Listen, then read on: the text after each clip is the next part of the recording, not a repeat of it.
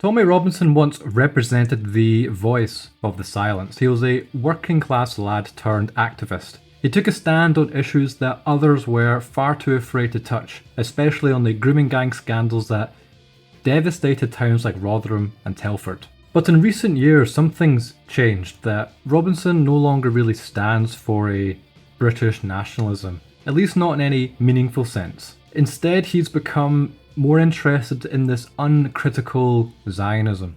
He's attacking legitimate British nationalist groups and using anti-Islam rhetoric to simply curry favour for foreign interests. In this video we'll explore why the right wing in the UK, it must distance itself from Tommy Robinson. Not out of malice, but out of a clarity, a clear principle of being loyal to Britain. And if you like the video, do the thing the algorithm likes, it really helps the channel out. Now again, firstly, let's be honest, Tommy Robinson did play a role in breaking the silence around the grooming gang crisis. At a time when police, politicians and the media, they all failed systemically. Paralysed by political correctness, Robinson was one of the very few shouting from the rooftops on this issue. His confrontation in these crimes gave voice to the voiceless, and for that, many working class people, they felt that someone was now representing them. And for years he was just a catalyst for a conversation that needed to happen. But good deeds don't write you a blank check to do whatever you like. He may have done some great things in the past, but now it seems like he's doing everything in his power to sabotage any right-wing movement now. If there was a war tomorrow, which there will be, because I'll probably start at the end of the session, if there was a war and it kicked off, I would be there on the front line fighting for Israel. Do you know why? Why not? Why not? Over time, Tommy Robinson's message has been less about defending Britain and more about defending Israel. Not just defending, but almost worshipping, promoting, and justifying anything in its name.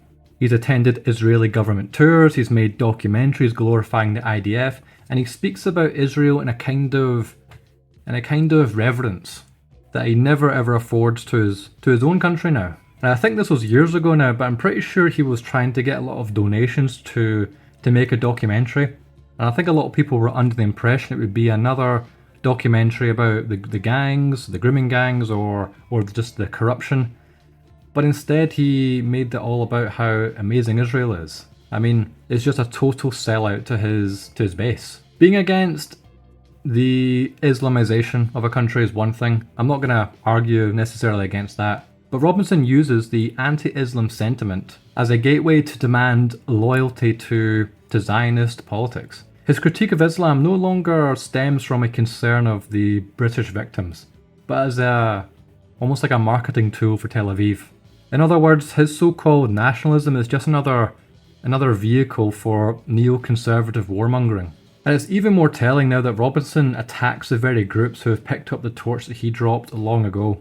While it was Robinson who initially shone a light on the grooming gang scandals, lest we forget, it was Nick Griffin and Mark Collette, I think in 2005, who also tried to shine a light on this. But I believe they had to go to court for, possibly inciting racial hatred.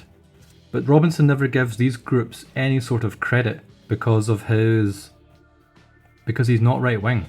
It's as simple as that. Out of all the groups, the most important one by a mile was the English Defence League, British Freedom Party. That was a serious, systematic, hugely funded effort by a section of the ruling elite, by this Zionist neocon clique, to dominate, to simply take over nationalism and turn it into their tool to encourage the white working class to go and fight their wars. And so that when the banking collapse comes, people are looking in the wrong direction instead of the real culprits. This party, we were approached. I was approached. We were offered money from the United States. And all they wanted was two things. They only wanted us to concentrate on Islam. And I yield to no one in my criticism of Islam and grooming. I put my neck on the line. Many of you have put your neck on the line as well. But it's not the only problem. And they wanted us only to focus on that, and it only came with one other thing. They wanted us to drop our criticism of the banking system.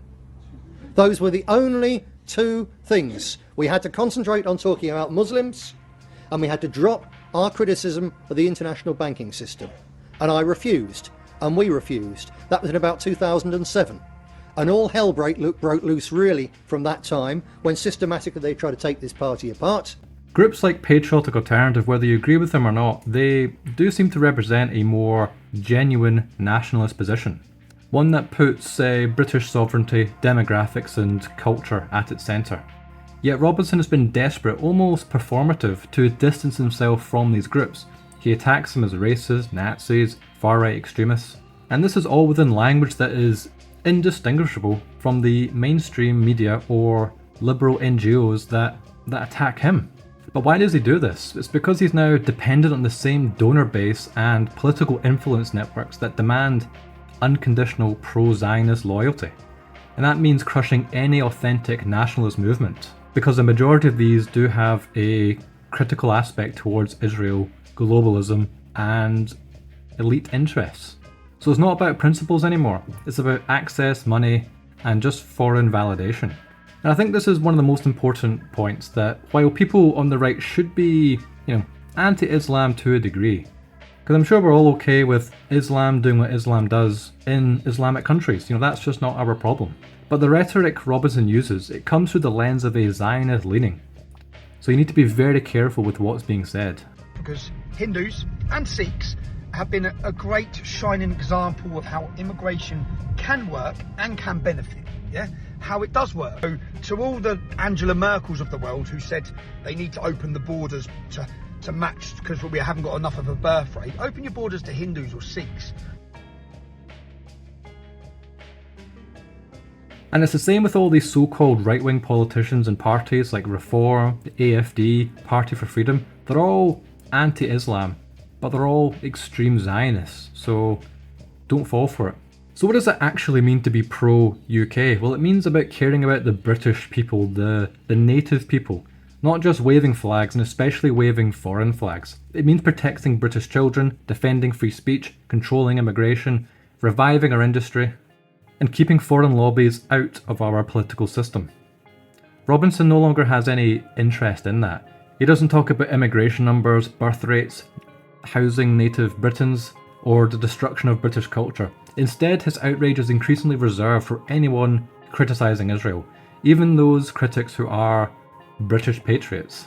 And when you see these pro-Britain nationalist rallies in the UK, there's always Israeli flags being flown.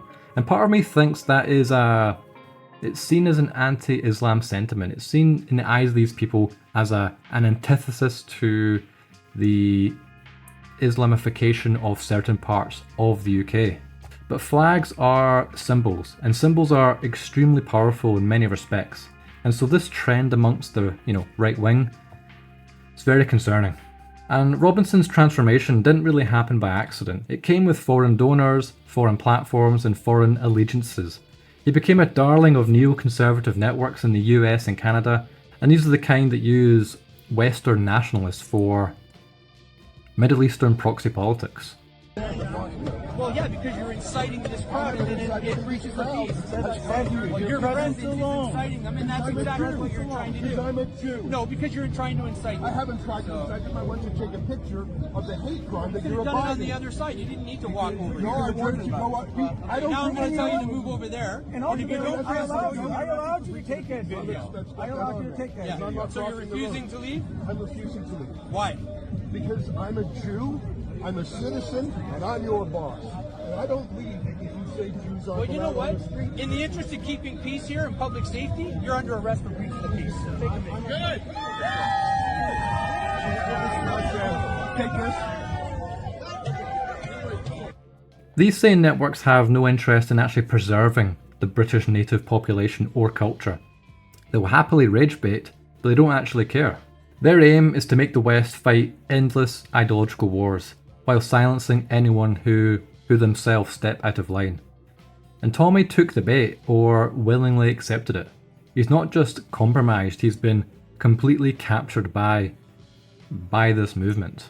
The UK really needs a real nationalist movement, one that is pro-Britain and without any apology, but also strategic, rooted, and independent of these foreign agendas. So what this means is speaking openly about demographics, rebuilding communities from the ground up, challenging globalist ideology in all its forms, whether it's from Brussels, Washington, or Tel Aviv, and refusing to bow to the media or foreign lobbies. That movement cannot include Tommy Robinson anymore. He is a relic, a liability, and ultimately a man who traded patriotism for publicity or probably money as well.